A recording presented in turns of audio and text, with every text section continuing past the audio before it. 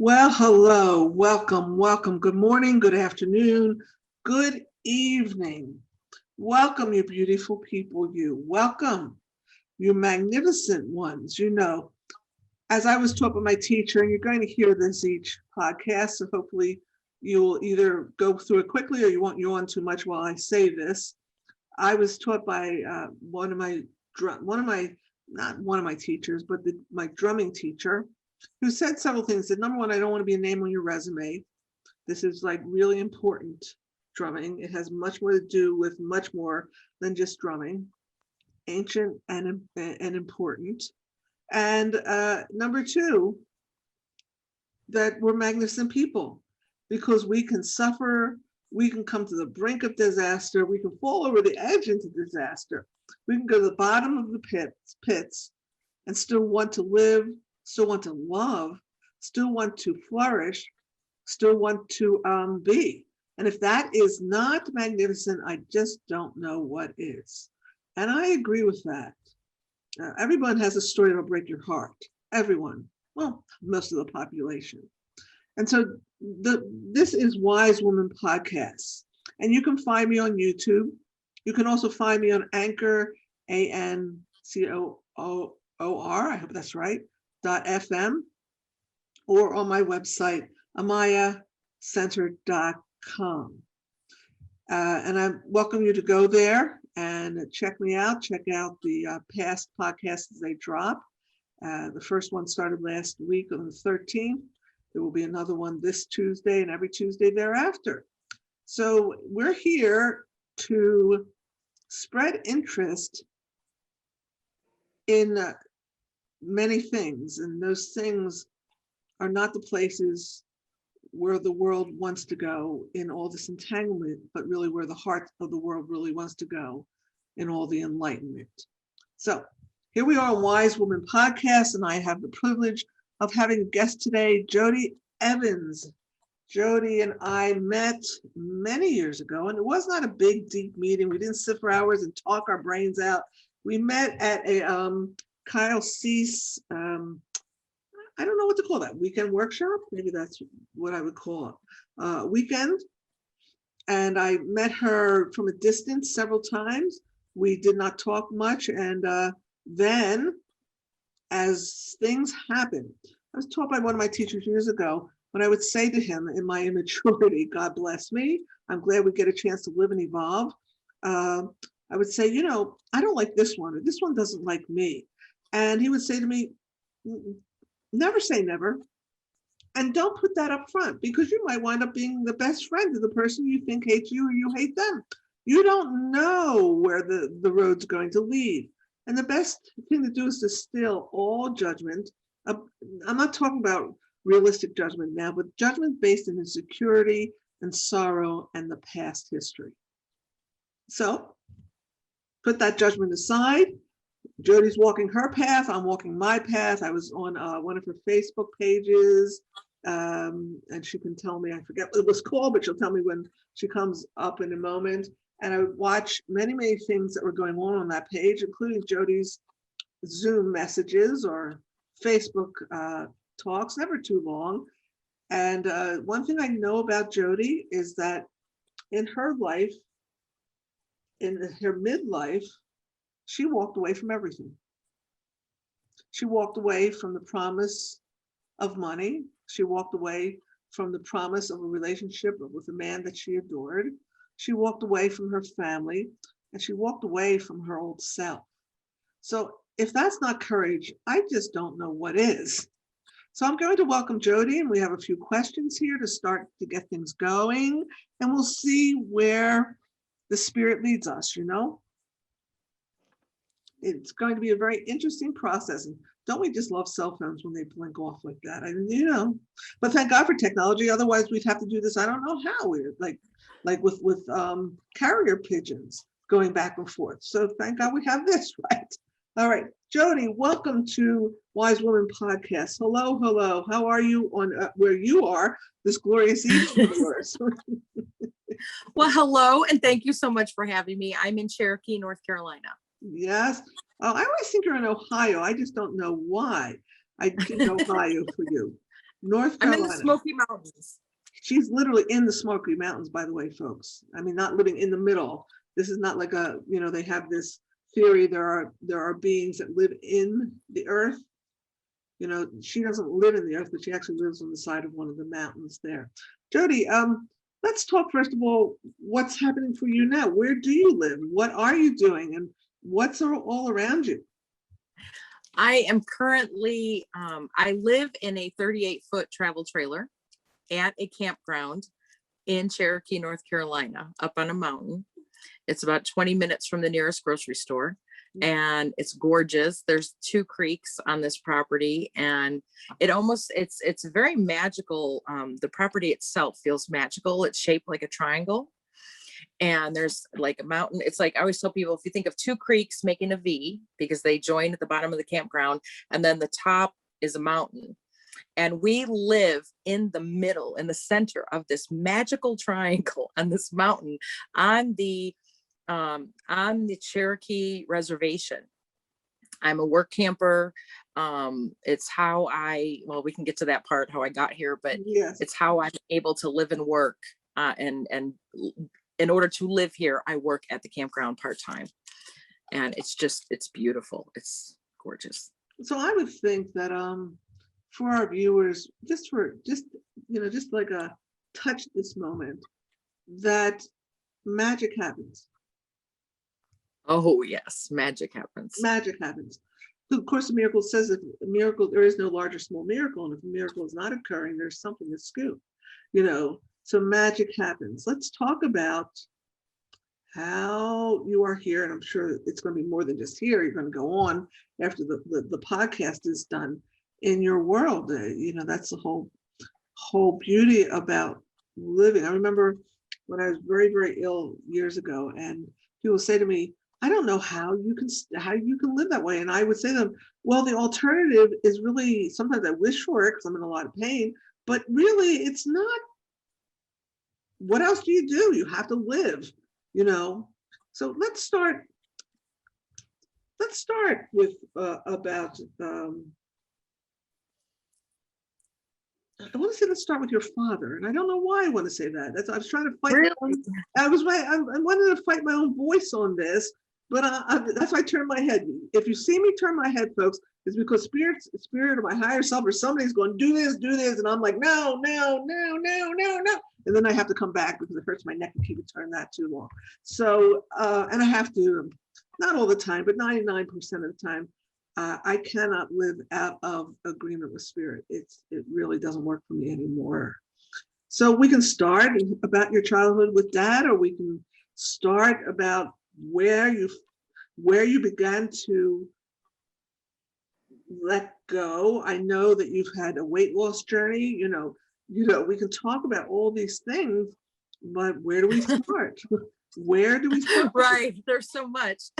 And it's all about courage, letting go, magic, spirit, and there it turns into art. It turns into the gift of expression, doesn't it? Oh, okay. I like how you put that. So when I was a child, I grew up in Chicago, in the city near O'Hare Airport, on the northwest side of the city of Chicago. And my parents got divorced when I was about 7 years old. I think back in those days in the 70s, you had to wait a year for it to be final. So it was final, and like when I was 8 years old. And I remember being in second grade. This is just a unique tidbit. When I was a child in second grade, there was me and one other girl out of 3 second grade classes at our public school. We were the only 2 with divorced parents. And by the time I had my 4th child and I was signing the paperwork at the home, I took him, he was going into 1st grade, my little one. And by the time I was putting my youngest in 1st grade, we went to the open house and I was signing the sign-in sheet. And there was only one child in his entire class that had the same last name as the person that signed in at the home, at the open house. And I remember that had such an impression on me, because when I was in 2nd grade, it was a really big deal that my parents were divorced. And of course, I became best friends with the other little girl whose parents were divorced, because who else would talk to us? Oh, really? So let's talk about this But how driving things force change. of difference the driving force of difference. Shall we talk about Yeah. that? How things change just in one generation. Right. It's It was by amazing. the time my youngest went to first grade, it was strange to have people who had the same last name as their parents. I thought that was just fascinating. Well, I come from the generation, if you wore glasses, you got made fun of. You had braces, you got made fun of. Mhm. If Mhm. you just get made fun of. I remember my daughter crying because she wanted braces.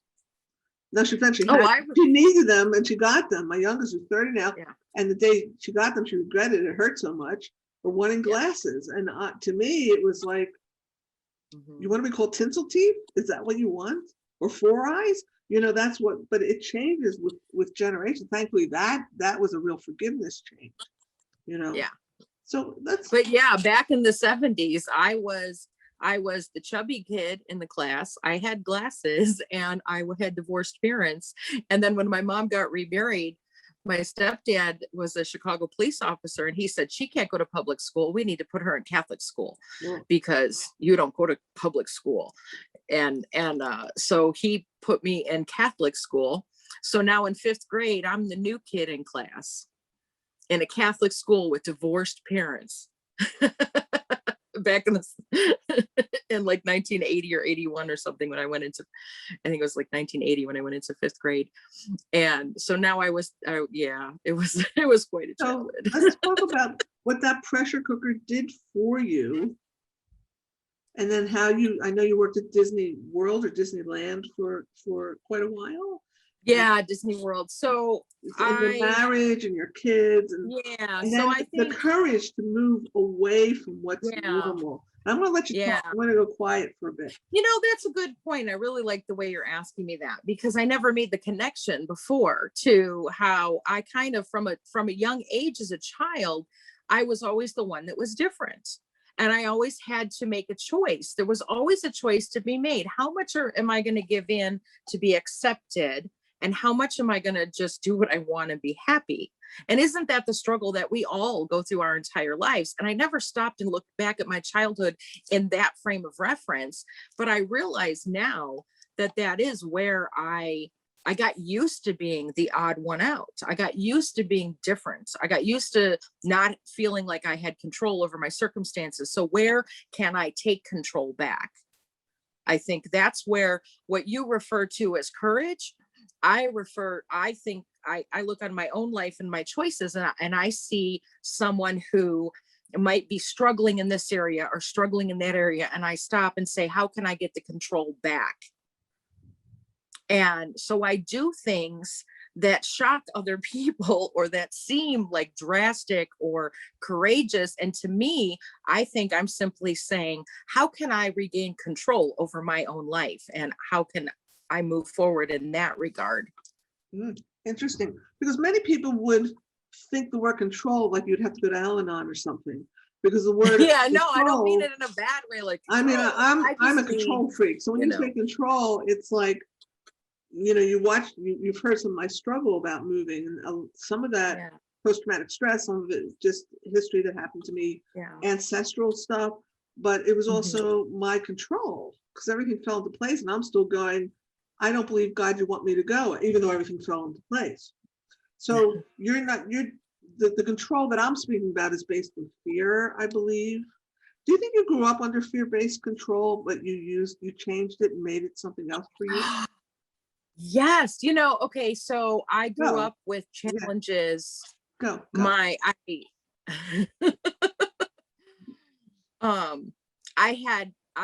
grew up in an alcoholic home. Okay. And so I had friends who were very rebellious, and they didn't understand why I was so afraid to be rebellious in any way.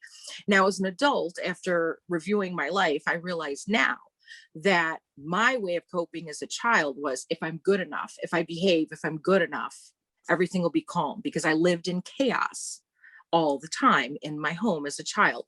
And so my way of handling it and trying to get control was if I'm as good as I could possibly be, and I follow all the rules and I do what everyone expects of me. And I perfected being a good girl. Like I was such a good girl. I would do everything everybody expected. I would follow all the rules. Eventually I got married at 18, to my first boyfriend, and we had 4 kids, and we moved in 1998. We moved to Central Florida. And it was one thing we had in common when we met. We had both wanted to go to Florida. I wasn't Disney specific like he was. I just wanted to go to Florida because we lived in Chicago. Okay. It's a big difference in the climate. Chicago, Florida, You live in Chicago, Chicago, yeah, shoveling 8 inches of snow, and you're thinking about palm trees and beaches. Sure, I'll move to Florida, right? So that was my dream. It was his. It was one thing we had in common. We said, all right. So when our youngest of 4 kids, we had 4 kids within 8 years. When our youngest was 11 months in 1998, we moved to Orlando. And when you live in Orlando and you need income and insurance for your kids, you go to Disney and you get a job. It's just like what you do in the 90s. And so we both ended up working at Disney. And then we ended up getting divorced. And during my time at that company, I actually worked there like 3.5 years and left and went back and had another 11 years. So altogether, it was about 15 years. And out of that 15 years, about 13 of it, I was a manager in hotels. And so I had by then perfected being such a good girl. And they had so many rules. I mean, they had a book on how you were allowed to cut your hair. I used to measure my earrings, and I had like 4 different pairs of earrings that I would rotate with all my outfits because I knew I had measured them and they were within the guidelines. Like I was not going to be getting in trouble for something that I could easily be a good girl. And so I was very good at that job. I was very good at following rules. But it all goes back to my childhood where I learned how to be a good girl, to keep the chaos at bay and try to figure out, and so but I always had things about me that were different. Like, when I was a child, I was the one kid that was divorced. I had glasses, or I was overweight. Like the more different and not fit in, the more if I'm just good enough, if I'm just good enough, if I'm just good enough. And that was the theme that played out for the first few decades of my life. Mm-hmm. And what started to change? What happened? Well, by the time what was the first key that God kind of showed you to I'm sure you were praying for change. There's no doubt. I'm sure you were praying for change. But what was there a specific thing that clicked? Was a series of things? It's so funny because sometimes you sit and you look back on your life and you're like, well, where did it start? Well, and you think of something and then you're like, but this was before that. And then this was before that. And I think one of the things that really started to shift me was when I went through a divorce, when I divorced my children's father. And suddenly now I'm alone and I have 4 kids and I have to figure out, and at the time I worked overnight. And so our childcare arrangement, who had custody when and everything was non-traditional. They started off living with him, and I was the one that moved out and got a different place and then got, the kids to live with me. But I remember at that time it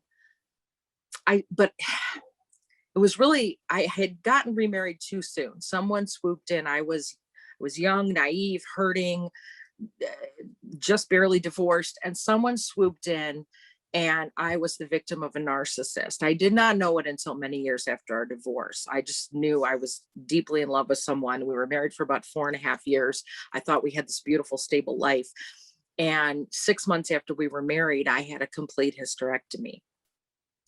And about a year after the surgery, I had a complete breakdown and depression, and just literally I was at a job.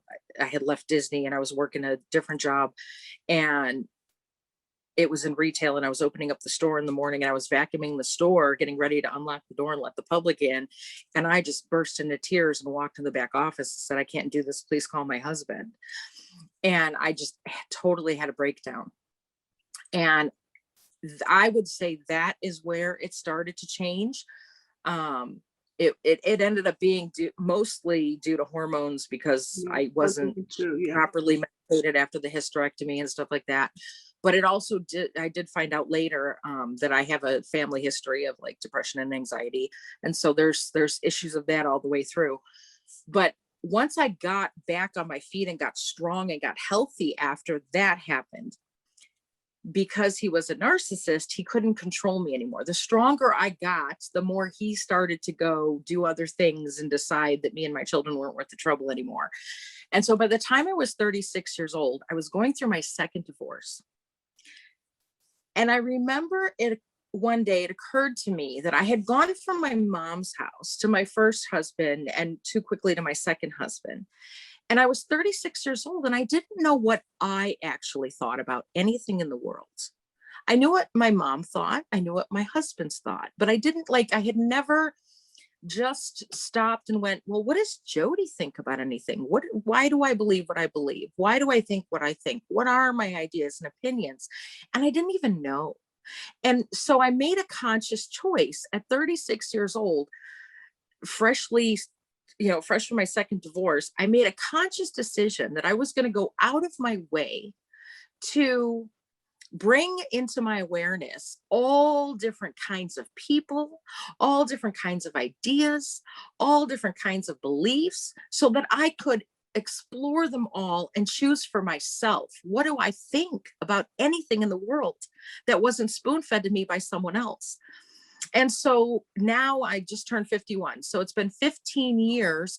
I have been consciously seeking every day of my life new and different ideas. And I go down deep research rabbit holes on beautiful, wonderful things.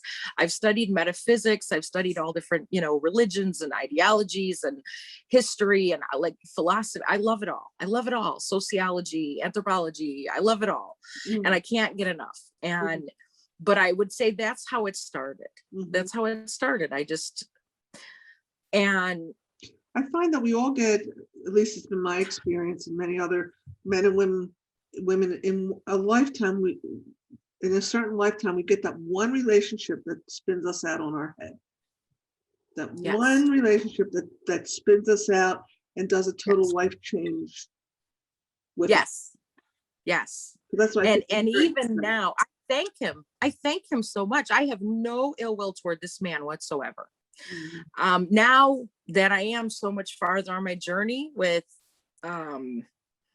understanding spirituality from a metaphysical angle, I believe that he is definitely soul family, that he did exactly what he was supposed to do in my life. And I hold no ill will to him. And now it has taken me many years to get to this beautiful space. Please know we're talking, sometimes it happens in a minute, minute, seconds, inches here. So many things in my life, who I am now, what I think about things, how the work I do on myself, the healing I do on myself, so many things always point me back to that relationship and something that came up during that time with that person and what our life was and what else was going on in my life at the time. And, all of that around that. It's fascinating. Do you have any stories, any one or two, three stories about that time, to say the time when I met you on the Love Bus, or what was the name of the Facebook? The Joy Love Bus. Joy Love Bus. And you would come up with your videos about different things. And then you began to process leaving again, everything. Right. For the 15th. So what part do you want me to talk about? What are you just talking about? Any stories about forgive me, folks. Sometimes my head moves faster than my mouth. Okay. I have a Gemini moon, so it's like okay. So two stories, three stories about your searching, you're delving in. I have stories like I would say, I really want to go. One of my stories was I was living in Pennsylvania and I really wanted to go away for the weekend to a log cabin. Went and had my hair done by this new hairdresser. And I said, I'm looking to go away to a log cabin this weekend. I just don't know where to go. And he almost choked to death on whatever he was eating as he was actually cutting my hair. He said, my partner and I have a log cabin that's open this time of year. I said, oh, really? How much will you charge? He said, here's the keys, go. That type of process. Your stories, the painful stories, we can do that, because it is painful. You call control. I see it. You got to have courage there to even do that type of control. Sorry, I just have to say the word courage here. And folks, let me tell I you know, and something. I'm Just because always, you're courageous doesn't mean you're not shaking and crying and holding on to people for dear life and wanting your mother because you're having to do something. oh, yes, That's yes, tremendously absolutely. frightening and terrifying to do. Right. So Yes. do you have any Well, stories about and that or where you want to jump to at well, this and point? that's something too, like just thinking about the fact that like I've always had, my mother's very independent. She was a single mom because my parents got divorced so young, when I was so young. And I had one older sister who was 7 years older. And she was, because of our age difference, she was always more like a second mom to me than, she wasn't like little when I Yeah, was little. every She was big to me. 7 years, it's a new generation. So you are Mhm. like the only child, yes. Yeah. Yeah. And so I felt like I had two moms, but when I went, my mom and I always had I was so independent. My mom used to tell people when I was a child, my mom I was a mommy's girl, clung to mommy, cried for mommy, like mommy, mommy, mommy, mommy. And then one day I was 13 and I just started to take off and leave. And my mom would tell her friends, she would talk about it all the time. She said, oh my gosh, I had this little clingy baby. I was a thumb sucker. I had to have my blankie and oh my God. And then all of a sudden one day I'm 13 and I'm like, bye mom. And I'm getting on the L train going to downtown Chicago, hanging out on State Street and Michigan Avenue by myself, like she said, it was the most, she said it was just so jarring that I was so dependent on her and so mommy, mommy, mommy. And then all of a sudden one day it was like someone flicked a switch and I just was gone and I was never home. And when I was in high school, I worked 3 jobs because it was so funny because I worked 3 different jobs and I always would walk around. And now this is 1987, so this might not sound like a lot in 2021, but in 1987, I always, as a 15-year-old child, was walking around with $35, $40 cash in my pocket because, and this is back in the day when we made $3 an hour if we were lucky, and I worked. I loved being independent. I loved being in control of myself. And I just always just went and did things. And half the time I'd work so many jobs, I made money, but I didn't have time to spend it because then any spare time was doing homework for school. And then it was the next day again. But I remember having this really rocky relationship with my mom because I mean every teenager has a rocky relationship with their parents anyway, but I was so independent, and she was busy working to support our household, and half the time, thank God I was such a good also wanted to be a good girl because I could have gotten in a lot of trouble. Right. And luckily I didn't. But when I went through my first divorce, suddenly it was like I need my mommy. And I called, my mom and then by the time I had the second one, she had moved down to Florida too and had bought a house right across the street from us. And 6 months later, I went through my second divorce and so the first divorce, like I didn't know anyone that was divorced, but I knew my mom and I knew she had been through it and could, be there for me. And when I went through my second divorce, now my mom is really the only one I know who's been through 2 and can understand how I feel. And so that was the beginning of healing. This horrible pain that I went through in relationship was the beginning of deep healing with my mom. And my mom and I have just only gotten better over the years, as much as, we're like oil and water. We are so different. God bless her. She had me totally different than her. But he perpetuated this deep healing with me and my mom Yeah, and all really this other beautiful stuff, pushed you into the deep end there. So, remember they should push you into the deep end. You were standing there looking and go, oh, look at that. And you were in that deep end. And the great creator made sure the hands of the great creator were underneath you, even if it was going to say, here, let's experience what it's like to drown for a minute and then come on back up. I have a lot of that in my life. And I think maybe that's where the courage comes from, maybe because I have had so many experiences in one lifetime that forced me to dive into the deep end and learn how to swim on my own, it doesn't scare me. It's like, I know it's hard. I mean, it's always scary until you do it. Then it's just something you did. Mhm. Like that's a theme in my life. Like it'll seem so scary. Oh my God, this is so scary. Oh my God. But then you do it, and then it's in your rearview mirror, and it's just something you went through. And It's something like, that you can help others with. okay, that's just part of my history now. But Right. when you're going through it, you're like, ugh, you know. And the more you get in your rearview mirror, the more of those speed bumps. Like I had a third marriage too. I call it my 1.5 year, 2 year speed bump in the rearview mirror, because there wasn't even enough to tell us a tale. But um, um, yeah, like the more speed bumps you get in your rearview mirror, the more you're just like, it gets easier to be brave. It really does. So let's talk about let's fast forward a little, if Mm-hmm. we may, a lot perhaps, because you all will know, just common sense, people, that what we're talking about didn't happen in 5 minutes. It was years, ongoing years. To the big jump where you decided to do weight loss, and when you decided to really dig deep with the Kyle Caesar and whatever other people you had around you at the time, you know, Mm-hmm. the big leap in I don't know, your partner. You mentioned it. He's going to be on also. He's a great herbalist, and I want him on here with us. And by the way, JoDi, I really want to also speak deeply about your relationship with spirit and the downloads you do get.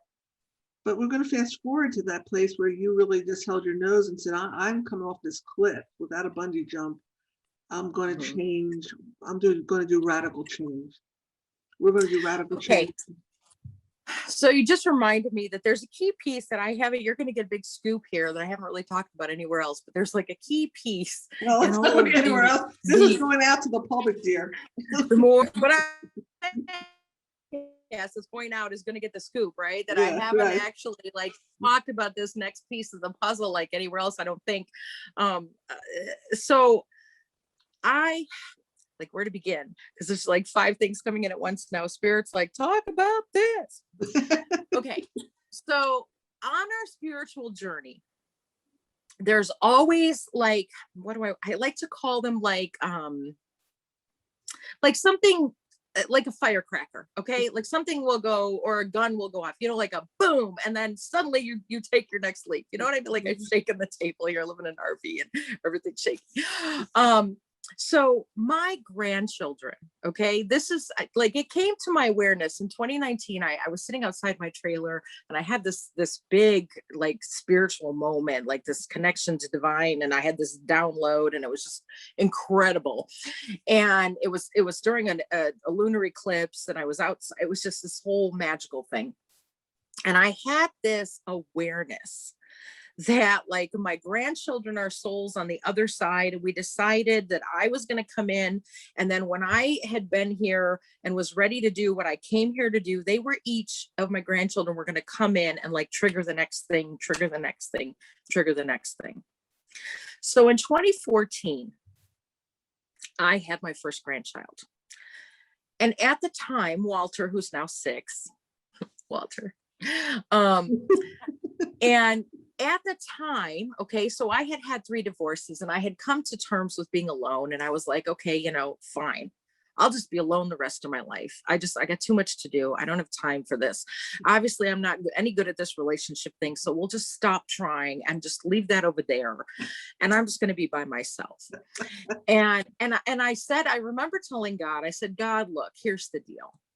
Okay, if I'm supposed to be in a relationship, I'm tired of these false starts. I'm tired of thinking it's the right one, but we grow apart, or it's not the right one, or whatever. I said, so here's what I'm willing to do. If I'm supposed to be in a relationship, fix me, cook him. And when we're done cooking, bring us together when it will stick, and it will be right, and we will be only good for each other, and it will be forever. And otherwise, I'm done. I'm done. I'm done. Right after 3 divorces, I was over it. And I just said, you know, I'm just going to trust. I'm not going to worry about the who, the what, the how, the when. I'm going to trust he is out there. You are cooking him. You are cooking me. And when the time comes, you will bring us together forever. And so I had this image in my head that someday before I died, I would be reunited with this person. And I didn't need to worry about that whole relationship thing anymore. And so 2014 comes along and my son has Walter. My oldest child, Alex, had my first grandson, Walter. And he was born June 6th, and his birthday's August 10th, must have been September. I think it was September 1st we met. September 1st, I met Wyatt. So within 3 months of Walter being born, I met Wyatt. And at the time I met Wyatt, we met, you want a story? I'll give you a quick one. Yeah, you want a story. Here's a story. Yeah. You wanted a story? Here's a story. So I'm on a metaphysical group. This is when I was 2014. See, Walter comes in and I'm first getting into the whole metaphysical spirituality, right? Because I was raised a Catholic. And then when I had my young children, I went to Evangelical Bible Church and raised them that way. And then, but my mom made sure they were all baptized in a Catholic church. We did that for the grandmothers, but we were raising them in the evangelical. Okay. So then now I've gone through 3 divorces. I've gone on we've all go through our times where we like, God, there's no God, this, whatever this, and then I was 36 and studying, open to all ideas and studying everything. So now we're at the point where I'm like 44, it's 2014. I'm 44 years old and I'm studying metaphysics and quantum physics and how science and spirituality are all intertwined and all these other ideas that I had never explored before. And I go on a group on Facebook called it was something like Indigo Empaths, Indigo, Rainbow. I don't know. It has like 4 different names. I can't even remember the name of it now. But I was a moderator on this group. I met these lovely people. The group was brand new. There were only a couple hundred people in there. I remember when we hit 400 members and it was exciting. Now they have like 70,000 or something. And I was a moderator on this group. And I had dental surgery and I was off of work for 2 weeks. So I had a lot of time to sit around on my porch, on my apartment in Florida, on my balcony and the sun and just play on Facebook. So I'm in there. And one day somebody posts something and I comment and this guy Wyatt comments and I reply and Wyatt replies and we start having this little conversation. And he's just some guy on Facebook. And I said, if we're going to keep talking, it would be interesting to keep talking. I said, but we'll probably bore everyone if we, take up a whole conversation on this post. Why don't we take it to Messenger? And we move over to Messenger and start talking. Now, I don't expect anything to come out of this. This is some guy in some group. We're just having this fascinating metaphysical, conversation, right? Tens of thousands of messages in 48 hours. We did not stop talking. Now, I don't know anything about this guy at this time because right now, at the time, neither one of us had our own picture as our profile picture. We both had like a meme up as our profile picture. So when I looked at his profile, I saw a young man on there. And I thought it was like there were the only photographs he had with humans, where he bothered to put pictures on his Facebook profile were from some high school graduation like a year earlier. And I thought, this must be his son because his age on his Facebook profile was like 36 or 38. And I always dated older. I never dated younger. And so I'm already having a problem thinking I'm 44. This guy's like 38. I don't know. I don't do younger. That's a thing. I always go older. Well, joke's on me because after we're talking for a few weeks and we're clearly falling for each other and wow, maybe this is more than some guy on some random Facebook group that lives 5 states away. Maybe this could be a thing, right? And so, being the responsible woman that I still had, being a single mom, I had to be responsible. If I was going to actually meet him in person, I had to do some background research to make sure there's no mugshots online or anything like that. And I said, a background check, folks. Yeah. But here's how I did it. Because I'm metaphysical and so is he. And I'm really into astrology and so is he. So I would do your birth chart, but I need your name and your birthday and where you were born.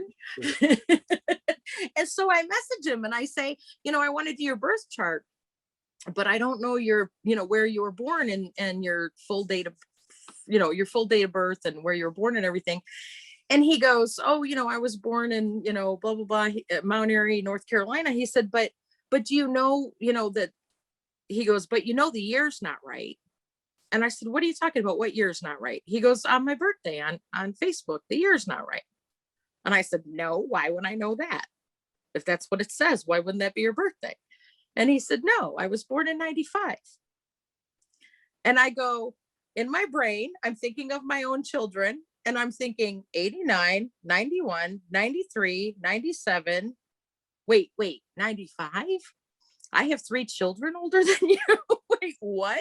This entire time for like weeks, I've been talking to somebody 19 years old. I was like flabbergasted. I had no idea. I mean, you've met him, you know him. Yeah. If you didn't see his face and you didn't, Right. like, you wouldn't know he was that, I mean, he's older now, Yeah. that was years ago, but I was like, what? So then it suddenly became a non-romantic thing to me for a while. And I was like, well, that's not happening.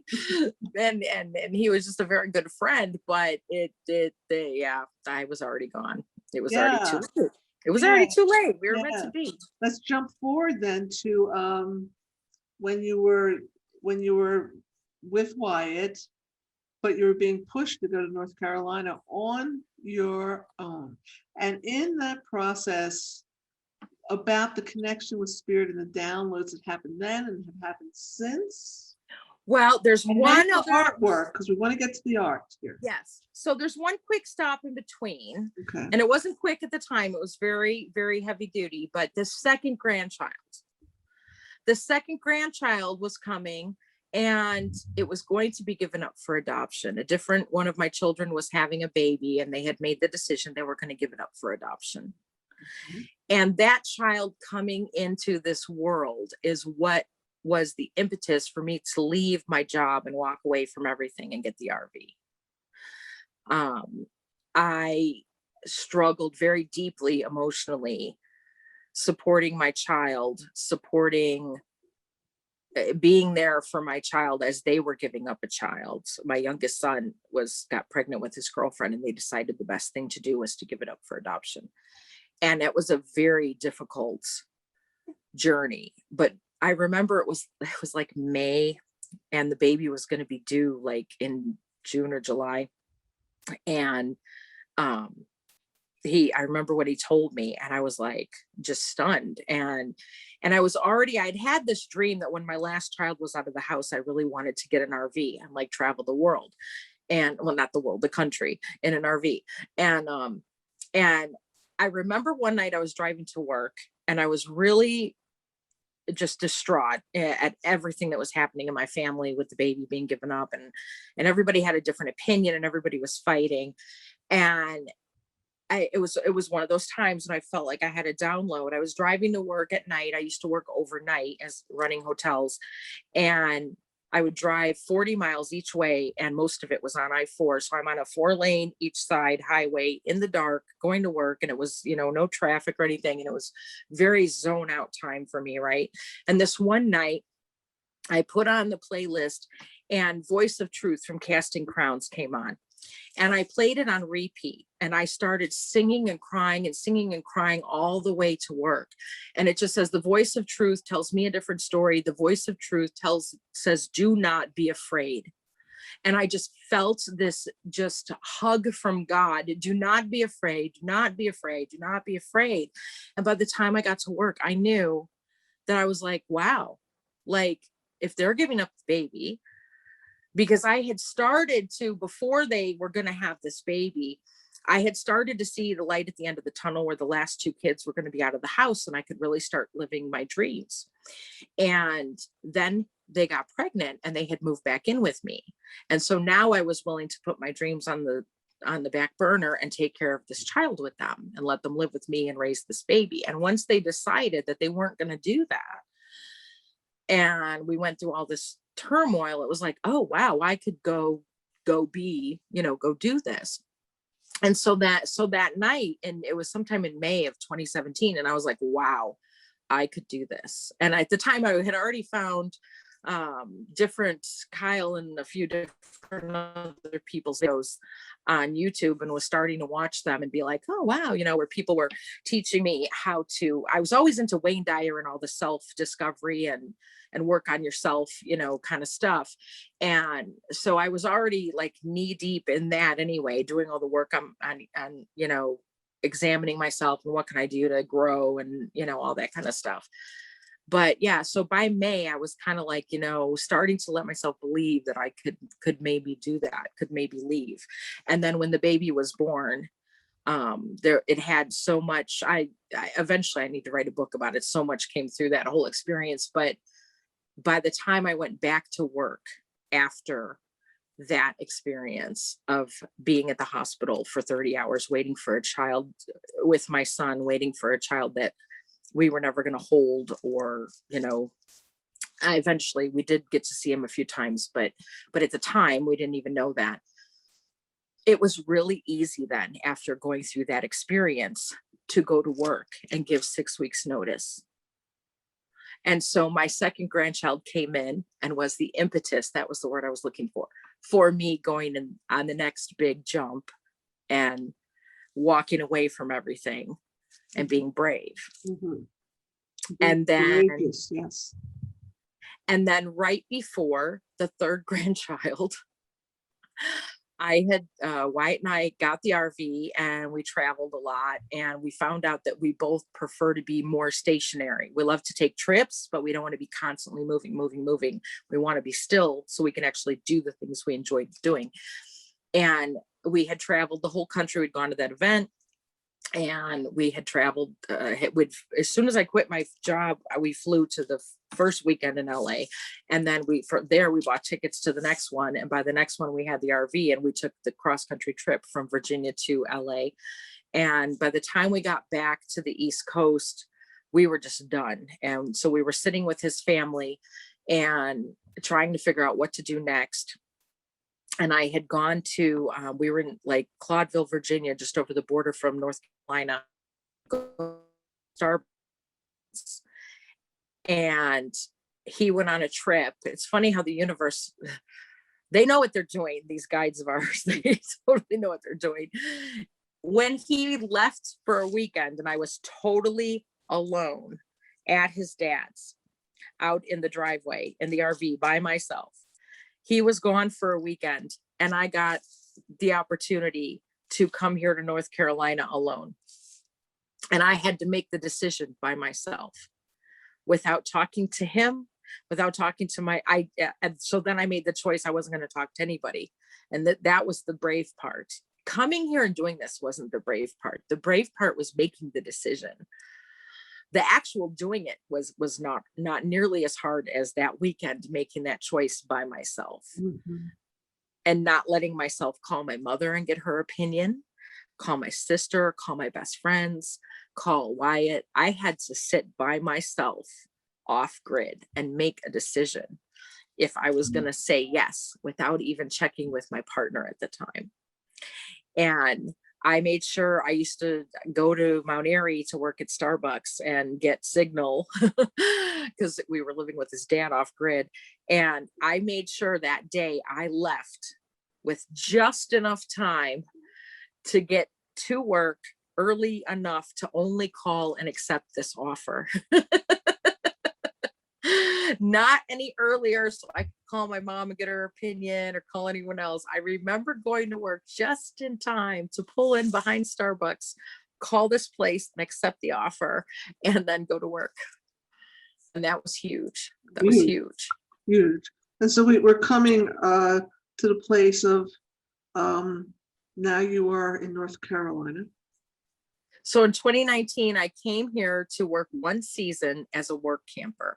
So we had done a lot of traveling, and I was like, I really don't know what I want to do with the rest of my life. Maybe if I go sit under some trees for like 6 months, I could get my head straight and figure out what the heck I'm doing with the rest of this life now that I've made all these changes and gone away on my RV. And so I came here for one season, and in July, there was a lunar eclipse, and I was outside and having this download spiritual experience about my grandchildren being, you know, my little triggers coming in, sending me off to the next one. And sure enough, I had just found out that my daughter was pregnant with my third grandchild. And so I was like, wow, what's going to happen next? Now, you know, each one of them sends me somewhere on my path. And I just, my dog had just died. I remember when the dog I- died, yes. She passed, yeah, it was like in June. And now it was around June or July. It was right around that time when my dog passed. And so it was almost like my dog said, okay, you want to be alone? Like, I came to this mountain to live alone in a 24-foot travel trailer, and it was just me and my little corgi. And it was almost like my dog said, all right, it's okay, mom, you need to be alone. I'm going to leave. You're going to really be by yourself, you know? And I started painting. I'd never painted in my life. And I felt moved to paint. I had like a craving to paint, and I didn't even understand it. And I was scared to death to paint because I was like, I've always been a needle worker, and cross stitch is very, I've always been into embroidery and cross stitch, and a cross stitch designer. I had a business years ago designing cross stitch. So, it's very, you know, little X's and little rows, neat little rows and neat little boxes and everything. You know, I'm an Aries sun, but a Virgo rising. So I need to have that order and control, and cross stitch always fit that. And painting just sounded so, I can't draw. How can I, you know, paint? And I just felt called to paint, and I was scared to death. And when my dog was dying, I started painting my dog. I just started painting my dog's head every day for like a week. And then she died, and I couldn't paint anymore. And then I had this experience under the moon one night, and suddenly I'm buying canvas, and I'm buying paints, and I'm buying brushes, and I'm painting. And it just started. It was just like, I had no idea where it was going. And I've been painting ever since. This is my third year now that I'm painting. And I never left the campground. Right, you never, but things are coming down full circle. You know, I believe it's not just where we are, it's how we use where we are, really, in this world. So, and it's come full circle with you and Wyatt too, right? Yes. So I came here that first season alone by myself. And when the campground closed in November, I had already been invited to stay. And they said, you know, we really want you back for next season. You can either, you know, take your trailer and leave and come back next season. But if you want to, if it would be easier, because they knew I wanted to go visit my kids, they said, if you wanted to winterize the trailer and leave it here and just take your truck and go see your family, you know, you could do that too. And I did that, and I left the trailer here. I winterized the trailer and left it here. And I went off traveling to the Midwest to visit my kids. And at one point I went to Florida to see my mom, and Wyatt came to visit me at my son's house. And I broke completely off with him because we had both learned a lot and grown and changed when I came here on my own. And I felt so deeply that there were things like that we both needed. The only way we were going to grow into the next thing we were supposed to be, whether we were together or not. I just felt this overwhelming feeling that the only way we were going to turn into the people we were supposed to be next was if we went through the pain of losing each other. Does that make sense? Yes. And I know to people just hearing that and be like, wait, what? But I like, people that do the spiritual work will understand that you get these knowings that you just know. Like, the more, what it is over all this time and making all these choices and all these leaps and doing all these things, I've learned more than ever that you can trust your gut. It's more than just trusting your heart, it's trusting your gut. Like, I feel like your heart is your connection to everything, but your gut is your direct, like, God made you, like, you know, your umbilical cord to God is in your gut.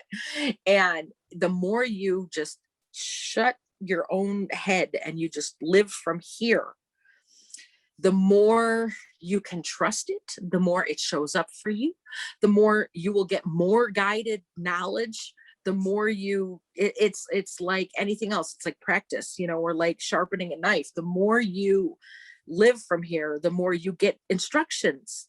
You know what I mean? Like, you get, and the more you listen to it, the more they talk to you. Yes. And so my gut just told me, this intuitive knowing of if we just trust, if I could take the ultimate leap of faith and just totally cut it off with him and truly be by myself walking this earth truly alone. It was the last piece of me truly being alone. Then everything would only get better. And it scared me more than anything. And I completely, utterly, totally broke it off with him. And now I don't have a dog. I don't have you talk about being alone. It was a woman and her Ford F-250. I didn't even have my trailer with me. And eventually I visited the whole family and I came back to this mountain. And somewhere in there, I even flew to Kansas to speak at an event and came back. And my daughter had her baby shower. And I got back to this mountain late January last year in 2020. And I remember the first thing I said when I got here, John and Janet came up to meet me, the owners of the campground. They got in their cart and came up to meet me as I parked the truck. And I opened the door of the truck and I looked at them and I said, please don't ever let me do that again. And what I meant was this 11-week journey of visiting everyone, doing everything for everybody else, going here, and not like I was chronically dehydrated. I was chronically underfed, exhausted, just like going, and not giving to myself. And so I sat on this mountain, just trusting myself. And I was totally alone for the first time, like on a level I had never been alone before. Art ideas were pouring in. I was having spiritual experiences beyond belief. It was just like, some people might call it hallucinations from being so utterly depleted from all that travel. But I like to think of it as actual spiritual experiences and altered consciousness. Well, any case it worked. And, maybe whatever. And then like 3 weeks later, it was Valentine's Day. It was the week leading up to Valentine's Day. And Wyatt and I had some business we had to wrap up. But, we had many years together.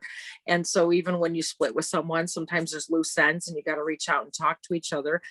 And he had reached out and said, we needed to have a quick video chat just to get on the same page of how we were going to tie up this loose end. And I was like dreading it. I was like, oh, I don't want to talk to him, because the last couple of times I talked to him was so heart wrenching, and I would hang up and then I would be cutting cords and all that stuff. And I was finally in a good place. I don't want to open this can of worms. And I remember it was like Tuesday, and I talked to him. We did a video chat for like 2 hours. And we had such a good chat. And the one thing he said just like didn't sit right. And so then that night we talked again for like 2 more hours, because I said, I just want to ask you a question. Something didn't make sense when we talked earlier. And we ended up in 3 days talking for 11 hours. And somewhere around the 5th hour, I was looking at the video chat, and it occurred to me, here in all this time and all this, it was very healing. We were totally talking about everything and anything. And I was crying. I was mad. this is my fault. This is your fault. All this stuff. I had been through the whole entire spectrum of emotion in that many hours. And at some point around the 5th hour, I remember looking at the Zoom chat and just seeing this man just sitting there, letting me yell, scream, cry. He was still there. He was still there. He stayed in the room. He stayed in the room. He stayed in the room, and he stayed in the room, and he stayed in the room. And it didn't matter what I said or did. He still showed up for me. And it occurred to me that I had always had that peace, and I didn't appreciate it when I had it. That his way of showing up, his way of showing his love, his unconditional love for me, was by simply showing up without strings, just always being there, no matter what it looked like, no matter how it got. He never left the room. Mm-hmm. And I didn't appreciate that when I had him. And that's when everything shifted. And that's when it became 11 hours and 3 days. And right. So we're coming to the end, unfortunately, together, because we could do 2 hours here easily. I'm sorry. No, I'm it's nothing to apologize for. That's why I keep my eyeball on the timer. So you've come pretty far. You have a new dog. Wyatt and you have a new home on the campground. Yeah. Wyatt is doing And his so thing. You're he doing your came thing. back. Yes. Yeah. And He came also, back. We upgraded the trailer, and then 2 months ago, a dog found us. So yeah, the dog found you. Well, all actually, come full circle. that dog was scooped off the side of the mountain because someone left it there, and you have the dog. You know, it's in the indigenous cultures, they call this type of life a giveaway. And what that means is when you do like a vision quest, the end of the vision quest, or when you're doing a ceremony, you bring things that you really don't want to let go of, and you give them away to others. And I've done this 3 times. It's like I'm selling things, or basically I'm giving things away.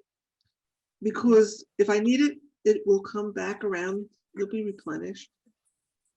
I So get it now. your life has been a form of a giveaway. It will be Yes. replenished. Like you said to me one time, we were online, we were talking about something about the money. You said, remember, it's not the money that you really need. You do need it. The electric company's not going to take a vase from you. You got to pay the electric company, but it's what the money gets for you. Just put out there, this is what I need. And either the money will come, or if it is for the highest good, that you believe you need will show up. Yes. And living that way has totally changed my money story completely. Yeah, because you don't need, we think we need the $500. No, we need the rent paid. We think we need this, we need what the money gives us. And that can come to us a lot easier. Right. If we just know, get the fear off of money, which actually the universe is doing for us right now. Okay, so for all of us, by the way, folks, you know, really in such a big way. And Spirit said that years ago, you don't learn how to handle your money, we're going to just like, you know, one of those table calls, zip. It won't even matter how much money you have or how much money you don't have. So we're full circle now. Do you have any of your artwork there? Oh, I would have had it ready if I knew. If I would have known too, I would have asked you. So I don't I'm have so it sorry sitting right that not next to thinking me. I about have it that. across the room, but Yeah. but most of it you can see. I'm going to be updating the website. I'll have more of it shown on my website. Okay, but so where can people contact you, JoDi? And try to say it slowly and clearly because you're breaking up a little bit, living on the side of a mountain there. So the website is joyloveart.com. Okay. And then on Instagram, you can see more art on Instagram. It's at Joyful JoDi Evans. Thank you very much. As always, my friends, I'm going to end with the prayer for the teachers from the Course in Miracles, from the Manual for the Teachers, page 72. I used to say page 73, 72. And then we will say a fond adieu for this week. And now in all your doings, be you blessed. God turns to you for help to save the world. Teacher of God, his thanks he offers you. And all the world stands silent in the grace you bring from him. You are the son and daughter he loves, and is giving you to be the means through which his voice is heard around the world, to close all things of time, to end the sight of all things visible, and to undo all things that change.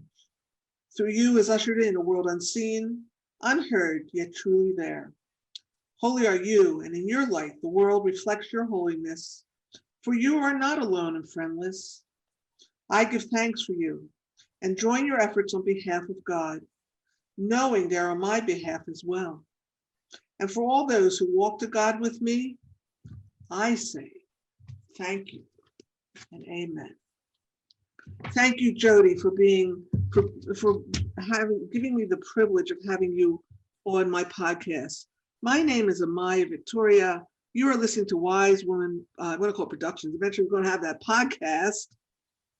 You can contact me at amaya@amayacenter.com, Facebook Amaya Center or Amaya Victoria. Twitter is Amaya Victoria, and Instagram is Amaya Center.